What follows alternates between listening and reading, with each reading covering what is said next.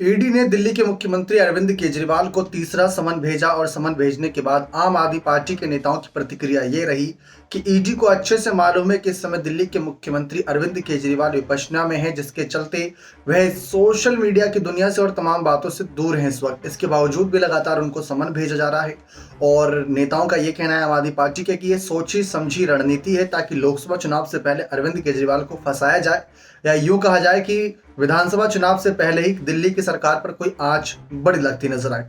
खैर, अब इन मुद्दों से अलग हटकर बात करें कि तीसरा समन ईडी का भेजा गया है, सरकारी जांच एजेंसी है। ऐसे में लगातार दिल्ली के मुख्यमंत्री जो खुद सरकार सत्ता में इस समय, तो वह अगर बार बार ईडी का समन नजरअंदाज करेंगे तो उनके साथ अगला कदम ईडी क्या उठा सकती है।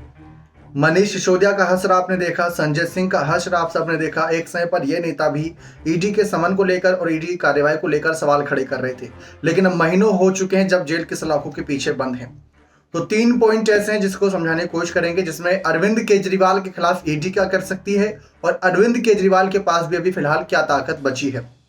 तो पहला पॉइंट कि तीसरे समन पर अगर अरविंद केजरीवाल पेश नहीं होते तो ईडी के पास इतनी ताकतें हैं, कुछ धाराएं ऐसी हैं, कुछ नियम ऐसे हैं जिसके तहत फिर से एक और बार उनको समन जारी होगा। अगर अच्छी बात है इसी समन पर पेश हो जाते हैं तो एक और समन जारी कर सकते हैं।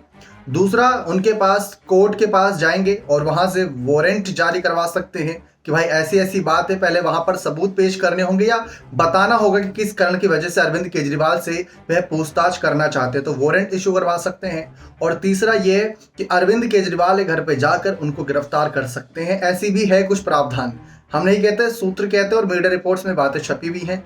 उसके बाद उनके पास चौथा एक और बड़ा पहलू ये हो सकता है कि अरविंद केजरीवाल से जुड़े ठिकानों पर छापेमारी की जा सकती है, यानी कि जहां जहां लगेगा कि अरविंद केजरीवाल का वहां जुड़ाव है वहां पर छापेमारी की जा सकती है ईडी के द्वारा।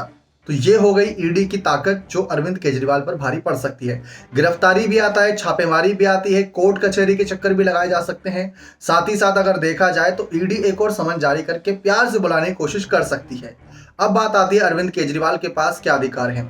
अरविंद केजरीवाल इन नोटिस के खिलाफ, इन समन के खिलाफ कोर्ट का रुख कर सकते हैं कि भाई मुझको ऐसे समन जारी किया जा रहा है जो कि साजिश लग रही है, खतकंडा लग रहा है, उसके पीछे की और कोई वजह नहीं, कोई गड़बड़ घोटाला नहीं किया। उन्होंने खुद कहा कि मैं तो दिल्ली की जनता के सामने 24 घंटे रहता हूं, तो मैं खुद क्या घोटाला करूंगा। तो ये बात साफ है। तो अरविंद केजरीवाल कोर्ट जाकर उस नोटिस को, समन को चुनौती दे सकते हैं। अब पहले यही चीज संजय सिंह ने भी, मनीष सिसोदिया ने भी की, लेकिन आप सभी ने देखा क्या हश्र हुआ।